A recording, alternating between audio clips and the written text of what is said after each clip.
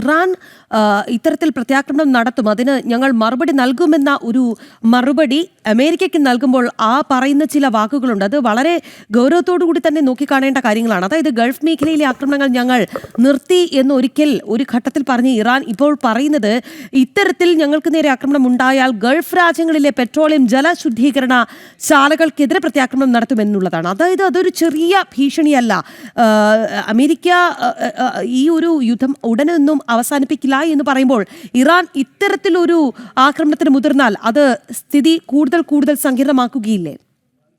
തീർച്ചയായും ഈ ഒരു നിലവിലെ സാഹചര്യത്തിൽ യുദ്ധം ഉടൻ അവസാനിക്കുമോ അല്ലെങ്കിൽ അത്തരത്തിലുള്ള വിഷയങ്ങളൊന്നും നമുക്ക് പരിഗണിക്കാനാവുന്ന ഒരു സാഹചര്യമല്ല. മറ്റൊരു പ്രധാന വിഷയം നേരത്തെ ഇപ്പോൾ രാഖി സൂചിപ്പിച്ച സംഭവം തന്നെയാണ്. അതായത് ഇറാൻ്റെ ഭാഗത്തു നിന്നും ഉണ്ടായിരിക്കുന്ന മറുപടി ഏതെങ്കിലും തരത്തിൽ തങ്ങളെ ആക്രമിക്കുകയാണെങ്കിൽ ഇനി അതായത് 24 മണിക്കൂർ കൂടിയാണ് ബാക്കിയുള്ളത്. ഈ ഹോർമൂസ് പൂർണ്ണമായും തടസ്സങ്ങൾ നീക്കണമെന്ന അമേരിക്കയുടെ ആ ഒരു അന്ത്യശാസനത്തിന് അല്ലെങ്കിൽ ട്രംപിൻ്റെ ശാസനത്തിന് ഇനി 24 മണിക്കൂർ കൂടി ഏകദേശം 24 മണിക്കൂർ കൂടി മാത്രമാണ് ബാക്കിയുള്ളത്. അതുകൊണ്ട് തന്നെ അങ്ങനെ ഒരു സാഹചര്യം ഉണ്ടായാൽ ഇറാൻ്റെ കേന്ദ്രങ്ങളിലെ ഊർജ്ജ കേന്ദ്രങ്ങളിലേക്ക് ആക്രമണം നടത്തുമെന്ന് ഒരു സാഹചര്യമുണ്ട് എന്ന് കൃത്യമായി ട്രംപ് പറഞ്ഞതിനൊരു മറുപടിയായി ഇറാൻ്റെ ഭാഗത്ത് നിന്ന് ഇന്നലെയാണ് ഈ നിലപാട് പുറത്തു വന്നത്. അങ്ങനെ ഒരു നിലപാട് പുറത്തു വരുമ്പോൾ കൃത്യമായും ഇറാൻ പ്രത്യാക്രമണം നടത്തുക ഈ UAE രാജ്യങ്ങളും ആ മേഖലയിലെ മറ്റ് അമേരിക്കയുമായി സൗഹൃദമുള്ള രാജ്യങ്ങളുമായിരിക്കും. സ്വാഭാവികമായും നമുക്കറിയാവുന്നതാണ് ഇന്നലെ റിയാദിൽ നിന്നും വന്ന ഏറ്റവും നിർണായകമായൊരു വാർത്ത. അവർ കൃത്യമായും ഇറാൻ്റെ ഡിഫൻസ് അറ്റാഷയെ പുറത്താക്കി അല്ലെങ്കിൽ രാജ്യം വിട്ടു പോകണമെന്ന നിർദ്ദേശം നൽകി എന്ന റിപ്പോർട്ടുകളും പുറത്തു വന്നിരുന്നു. അത്തരത്തിലൊരു സ്ഥിരീകരണങ്ങളും പുറത്തു വരികയും ചെയ്തിരുന്നു.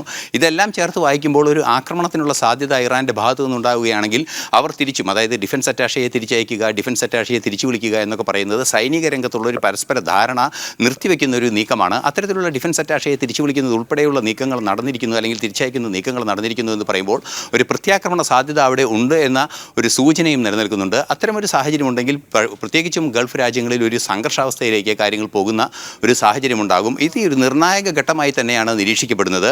അതുകൊണ്ട് തന്നെ ഗൗരവമേറിയ ഒരു സാഹചര്യമുണ്ട് എന്നതൊരു യാഥാർത്ഥ്യമാണ്. മറ്റൊരു പ്രധാന വിഷയം ഇപ്പോൾ പുറത്തു വന്ന ഒരു വാർത്തയിൽ പരാമർശിക്കപ്പെടുന്നത് അതായത് ഇൻ്റർനാഷണൽ എനർജി ഏജൻസിയുടെ പുതിയൊരു നിരീക്ഷണം പുറത്തു വന്നിരിക്കുന്നത് 1970-ലുണ്ടായ ഒരു എണ്ണ പ്രതിസന്ധിയേക്കാൾ ശക്തമായ അല്ലെങ്കിൽ അതിനോടൊപ്പം നിൽക്കുന്ന ഒരു എണ്ണ പ്രതിസന്ധിയിലേക്കാണ് ലോകം പോകുന്നത്.